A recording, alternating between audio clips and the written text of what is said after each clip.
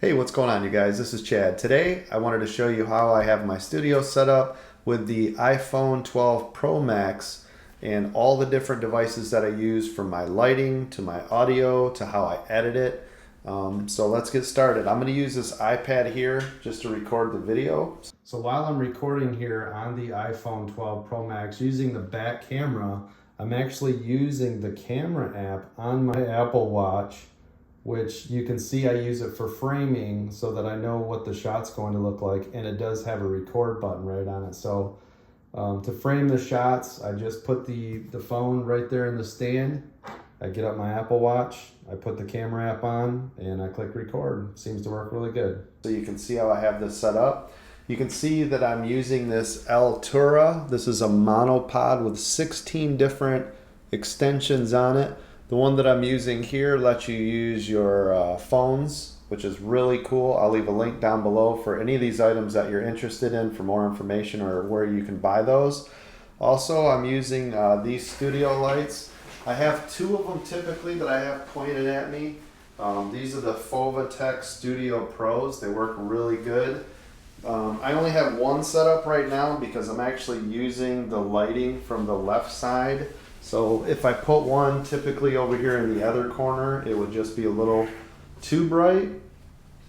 For the audio that I'm using, this is the Zoom H1. I've been using this for years and absolutely love it. So I'm going to go ahead and set this up now and show you how I do that. I'm actually using this little cheap, I think it was a $12 lavalier mic. I'll leave a link down below too for that so you can see how to get that. You just literally plug that right in here into your line in. Make sure, of course, your device is on. You can see it's recording. You can even see the levels there on it. And let's go ahead and put this in. Now, typically what I do is I'll drop this lavalier mic right down my pocket and I'll put this inside on the bottom. But just for this, for a quick down and dirty look, I'll show you what I do. I'm actually going to clip this right here. Let me make sure the mic is actually facing a better way. So I would run this down my shirt and have this in my pocket so you couldn't see any of these cables or cords. And now I'm going to flip over. You'll hear the audio coming from my Zoom H1 instead of from the iPhone, and you'll see how it comes in much better. So this is what it looks like plugged in. Now I have some other things here that you could use. So you could go here with the Rode. This is their wireless Go system. So this, again, you could plug this directly into the line in if you wanted to here. And then you could plug this into your shirt, and this would also act as the microphone. Or you could plug the lavalier mic directly into this if you wanted to do it that way. Also, if you wanted to, you could plug in one of these shotgun mics. So this is the Deity shotgun mic. This one's really cool. The V-Mic D3, I use this a lot on the Sony ZV-1 and the Canon M50s. I think this works good because it's super lightweight, picks up sound great. Plus, when you turn on the camera system, it automatically turns on. I love that. Another option you could go with is I have this here. This is the Rode Pro. This one's a little bit more pricey, but you can swing this boom arm around. Let me show you that. So when I run with this, this actually is over my head where you can't see it. So it'd be just above up here on the top so you can see it. But this would be pointing directly at me. I usually use an extension cable here, and I plug this directly either into my camera if I'm using it, or in this case, I would plug it right into my external recorder, again, right into that line 1.